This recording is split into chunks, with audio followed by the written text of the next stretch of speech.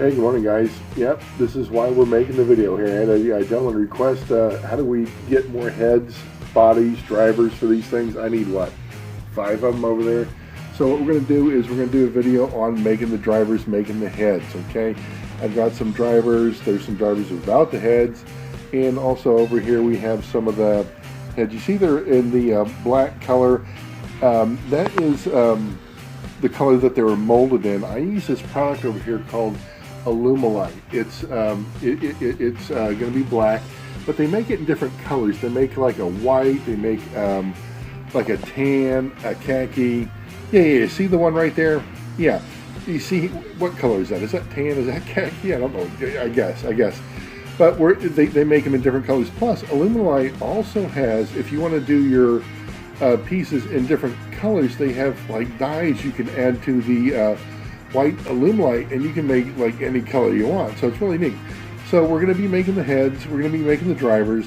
We have to make a mold box to put these molds in. So I've got some styrene here. And I tell you what, I've seen mold boxes made out of cardboard. You know, they made out of cardboard. Point being is when you make a mold box, the biggest point is you don't want leakage. So I like using the styrene. Guys, you can use whatever you want. These are like little half-inch squares. A note of caution, since it is styrene, if you use the modeling glue the styrene glue, it's going to you're not going to get the pieces apart without busting it. I like using the Scotch glue. You guys see me use it for just about everything. If you need to get the mold boxes apart, it's good, easy, and good to get it apart. So one of the first things we have to do is, hey, decide what we're going to do, and we've done that. Next is we got to lay everything out because we got to make some mold boxes, and we got to know how big to do them. Okay, so let's go ahead and start there. And as we get into it, this is going to be a fun project, guys. I've been looking forward to this one. Just very quick, a little back history on the molding. You see the molding out there, the 2-part mold. All our molds are going to be 2-part, guys. All our molds are going to be 2-part. So you have to literally think about setting up. Well, what do you got to do to make the first half? Now, the one we're looking at here, it looks just like a Q-tip. Guys, that was a mold I made of a head, driver's head, years and years and years and years ago, okay? One of the reasons I got into the molding, you see the vet back there? The bumper. I reproed the front bumper. I reproed the back bumper. They got no chrome on them. Let me see if you can see them a little bit better. You see the wheel wells. Fill those in. I never got done with the project, but when I got to this stage, and I needed to do a screw post too. When I got to this stage, I realized, hey, listen, if someone really wants to make their own spare parts, this is the way to do it. So I'm going to talk you through to where you guys can make your own spare parts. Getting them chrome, don't look at me. I do have the gentleman's name who I got it done with years ago. Hopefully he's still in business. A great guy. But when we're done, you're going to be able to make bumpers, you're going to be able to make the heads, the drivers, whatever you want, okay? So it's going to be a fun project, but I just wanted to give you a little bit of a background and where it came from. If I'm not mistaken, they do come off very easily. Let me get the bumpers off here. But, you know, look at them. They come out nice. They come out real nice. And I don't know what happened to the vet's bumpers growing up as a kid. They either fell off or whatever. But you see the wheel wells are all filled in. They're all filled in. And as a kid, you know what we did with them? We chopped them. We ground them out. We even ground some of the body out. So to finish this project, it might be fun to finish. I probably have to add the screw post and then thin the inside of the Alumalite to where we can actually get a chassis in, because it looks like it's kind of fat right there. But guys, that's a bit of a background on why I got into doing the molds. I wanted to fix that vet, thought I could do it, and after doing that, I knew I could do more with it. So I have a ton of these old molds. I've got a ton of them. Fixing wheel wells, making bumpers. I'll dig the box out here before this video is done. All right, guys, let's get to the next step. Okay, everything here is going to be in one mold. So we're going to make the base first. And I have this 5-minute cold molding compound here. It's part A, part B. That's all there is, guys. And you mix equal amounts together. You mix it until you don't see any, it's all the same color. It'll be a light purple. It won't have any like ribbons in it, so to speak. So you mix that out, and you do it by I do it by feel, and I'll tell you what, I use one hand in the B and I use one hand in the A. I don't put my hand in the A and put my hand in the B, like that, and I don't get it out with a little spatula and all that stuff. I just get my fingers in there, get it, and start mixing, and in about a minute or so, you'll notice, hey, it's all one color. Get it the way you want, and then start doing the molding. And again, this is just going to be a base to hold these in the mold box. We're just going to make it so it's going to look like a flattened eclair, I'm guessing. That's what it's going to look like, okay? So let me go ahead and get into that. I'll start mixing it, and I'll get it all laid out here. Just got to mix, got it laid out, and guys, I got to work quick here. I just want to show you what I'm doing. I'm just placing them in there. I'm not pushing them down too much. I'm placing them in there just enough to make like a little indentation of them for the mold, okay? Not pushing there too hard. This stuff was, I started counting. It was like, I don't know, 20 seconds into it, and it had looked like it mixed really good at around the 20-second mark, thereabout. Okay. Now, I think one thing is you've seen these guys here, and they're all painted up and everything. I think the purist would have stripped the paint off first. I really do. And, well, you want every little detail. Yeah, okay, fine, you can do that. My thought with that is, they're already painted up, guys. They're so tiny. They are so tiny. I don't think it's going to make a difference. I really don't think it's going to make a difference. Okay, so I've got them all pressed in there pretty good. And again, this is just going to be the base of the mold. Something for it to hold in. And I'm going to do another one of these for the heads, for the individual heads. But I got like 5 or 6 heads in there. We're going to make one mold, but all of them go at the same time. So in about 5 minutes, this is going to be dry, guys. This is going to be dry. Okay, it's been long enough, and I'm sure it's dried, guys. If you put your thumbnail or something into this stuff, or you're not going to leave a fingerprint, it's dry, and it's like hard rubber now. What I'm going to do is I'm going to put that aside, and I'm going to start the same procedure. I'm going to make another one of these for the heads over here, and it'll be much smaller, obviously. So I'm going to just put this aside, and we'll start doing these. That'll be next. Okay, we got the mold done for the heads, but guys, I'm not happy with the way it came out. You only have a limited amount of time to get the heads in there. I was trying to get them in position. One, I didn't make it, the right spot. It was like twist and whatnot. So I'm not happy with this. So what I'm going to do, instead of using this molding compound, I'm going to use a clay. I've got some clay over here, and it's a kind of clay that doesn't dry. There's pottery clay, you mix, if you have to keep it wet, you keep it wet with water, and eventually it dries very, very hard. This stuff over here does not dry. It does not dry. So that's what we're looking for. So I'm going to unbox that here. We're going to redo this. I'm going to scrap that piece of molding compound that I've got there, and we're just going to start over. And with the clay, if it isn't exactly the way I want, you can start over. Yeah, you can start over. So give me just a second. I'll get that clay going for us. Okay, what I did is I cut the clay in half. There's the other half. It's still in the wrapper. Got the heads out of the previous mold there. And what we'll do, nice edge on. I like the squared up edge on there. What I'll do is I'll just put the heads in one by one. I got my tweezers over there, and I'll hold the stem up, and I'll just put the back of the head in there, and it should come out really, really, really good. Again, there's no dry time on this, so I can take my time doing it. There we go. Got the heads in the clay, and I added an extra bigger one over there. So we got the bodies, the drivers, all set to go. Mold boxes are next. I showed this to you earlier. Got my styrene ready, got my glue ready. So again, mold boxes are next, guys. Nice thing about using the styrene, that it's segregated into, I think it's 1/2 inch. It looks like it's 1/2 inch, yeah. I'm just trying to gauge how much I should use, and then we can just snap it right on the line there. I think I'm going to use about 4 squares for the width of it. That's what I'm going to do right now. Yep, that looks like it's going to be plenty wide enough. I got the 4 going on there. And you see I have like a 1 square around there, 1 square on this end, and I tried to do the 1 square over there. I want about like a 1/2 inch all the way around, and from the bottom to the top, I'm going to have like a 1/2 inch over the mold there. So I'm going to need 2 blocks there, and it should come out real good. We're not going to need a top to this, so we're only going to need the 4 sides and the bottom. Very good. I got the box all laid out and done. Only took a little bit. I got a couple of scraps over there. They're the 2-inch or the 2-inch. They're the 2 block high ones. And don't worry about having a little bit of a leftover. You can use them in the next project, or I could have used them here, and I just wanted to do this box in 5 pieces. So I'll probably use them on the next one. All right, we got that first mold box glued up, and it's sitting over there to dry. Got the second one laid out.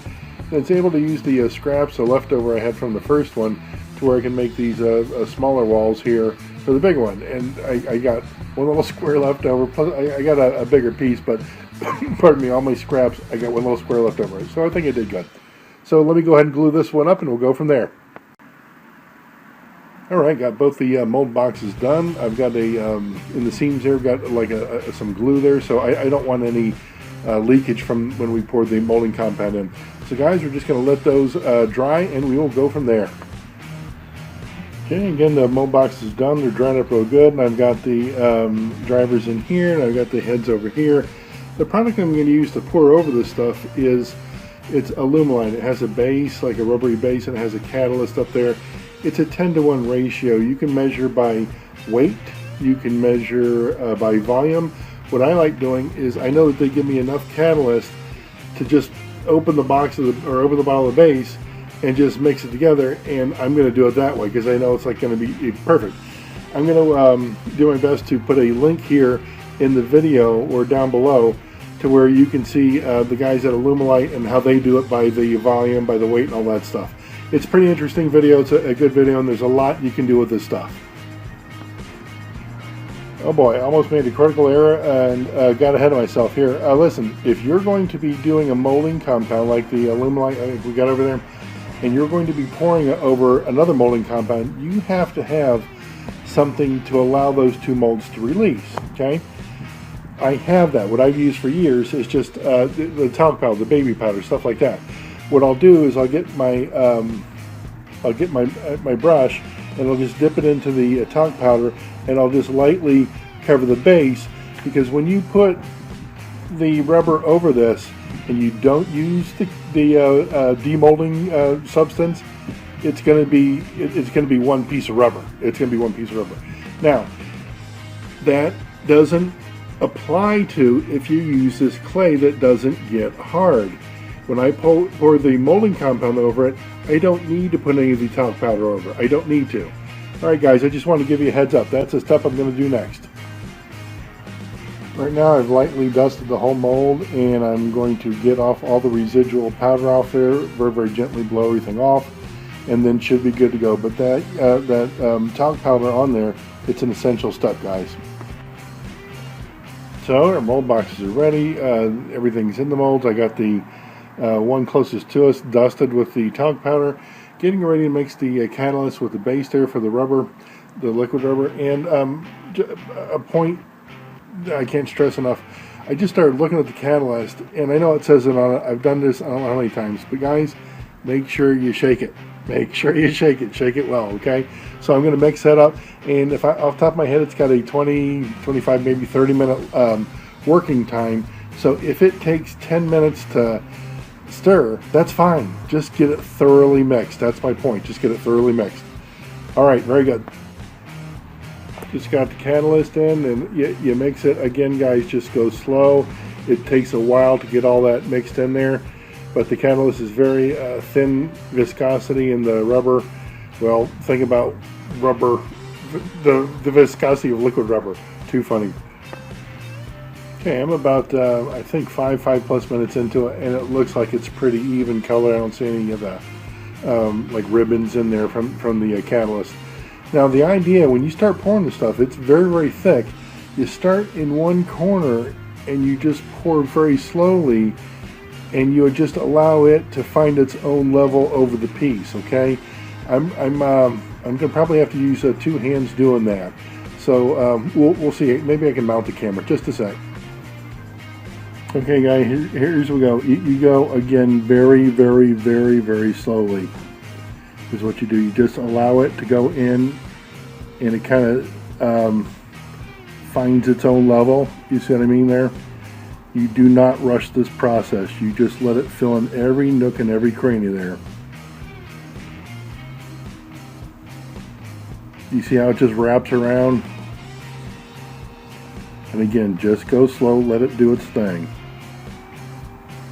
The reason I got the mold box as high as I do over the guys' heads here is because you want some durability to your mold. You don't want it so flimsy that, you know, their head's almost sticking through the back part of the mold. You know, you don't want that. You don't want that. Okay, we're getting to just about the end of it. Then immediately I'm going to start the other one, making sure that I got enough height on the mold here. Then I'll go ahead and do the other one. There we go. And again, once you covered it, it doesn't matter. You know, you can do what you want here. Now I'm going to kind of cut that off. I'm going to stop that just a little bit. There we go. Good. Now let's start in on the other mold over here. So we get that drip going. Oh, I don't care right now. There we go. Okay, here we go. Here we go. And again, just go really slow. Go really slow over it. It'll seek its own level, and we should have plenty here. Again, there's no rush. There's no hurry to this part, guys. There really isn't. Just let it do its thing. And one note on the mixing, I was getting there towards the end. Scrape the sides. Scrape the sides. Do a good job with that. The bottom, you can't see it. You can't see the sides. Know that they're there. Go ahead and scrape them real good. You know what I mean? You want that catalyst mixed in real good. Okay. That looks good. I know that's going to be more than enough on that. And I do have a little bit of mold compound left. That mold's full there. I'll just add to this and we'll call it done. Guys, I won't be touching this for about 24 hours. I'm not going to touch this at all, okay? You just let it dry. I believe it's 24 hours if I'm not mistaken. If it's sooner than that, I'm not going to touch it. I'm not going to touch it. All right, it looks good. We might have some overflow here. That's fine. That's fine. I'm looking at that upper left corner there. Okay, guys, that's it. Again, this is the hardest part. Just hurry up and wait. Hurry up and wait. All right, the molding compound, I'm going to say pretty much dry. It's about 4:30 here in the morning, so I got a couple more hours before I can demold it according to their directions. But what I was doing earlier is I was touching it and everything, and it feels really good. Again, I'm going to give it just a couple more hours. There was a little bit of overflow, as we can see. I expected that. Even before it happened, I expected it. And I looked around the mold boxes. There's no leakage anywhere, so as far as the way I glued it, everything is fine. I'll just get my X-Acto knife and just scrape that off there, and we'll demold these here in just a bit. Okay, I got the molds out of the mold boxes, got them upside down, and the top one there, since it was rubber on rubber like I was telling you about, we had to use a lot of the talc powder. I used quite a bit of it on top. I didn't use as much as I should have towards the bottom and everything, so what I had to do is I had to get my X-Acto blade and cut a rectangle around that bugger. After I did that, the rest just came out. But I should have paid attention to the bottom of the first mold where I had all the drivers on. But now it just pops right out. And this one, I'm getting ready to take it out. And this is the one on clay. And you see how the rubber just comes off that clay real easy. That doesn't happen with this unless you have that a lot of talc powder. So let me go ahead and get these molds apart, and we'll go from there. All right, here's where we're at. I got the bottom part of the mold out of there, and I'm going to use that for the bottom part of the mold. There's no reason why I should change it out. I've already made it. I don't need to duplicate it, waste material. So I'm going to get the little drivers out of there. That'll be here in just a bit. And let me see if I can get a better shot of that. See, there's the heads in there. I'm trying not to get the light.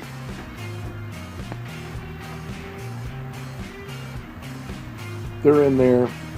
The clay came out of there pretty simply. the mold box, what I'm looking at there is the mold box obviously is the same height. I'm going to have to add one square all the way around that to when I make the second half of the mold there. What else we got? That should be it. So we got to address the box there, and I do have more Alumalite. The thing that did happen that I realized that I don't have any more Alumalite. I'm getting ready to show you. You see what it looks like? Coke, spilled Coke there. In Florida, it gets, again, guys, so hot. You know how I said it before, but in this garage, during the summertime, it's like 120 degrees. And the Alumalite, one of the bottles erupted. I can't use it, had to throw it away. So we can't make anything with the two-part Alumalite as far as the plastics. But what we're going to do is we're going to use the Alumalite, the rubber, and we're going to finish this mold. So let me get on the mold box. I'll get those pieces out, and let's see how we do.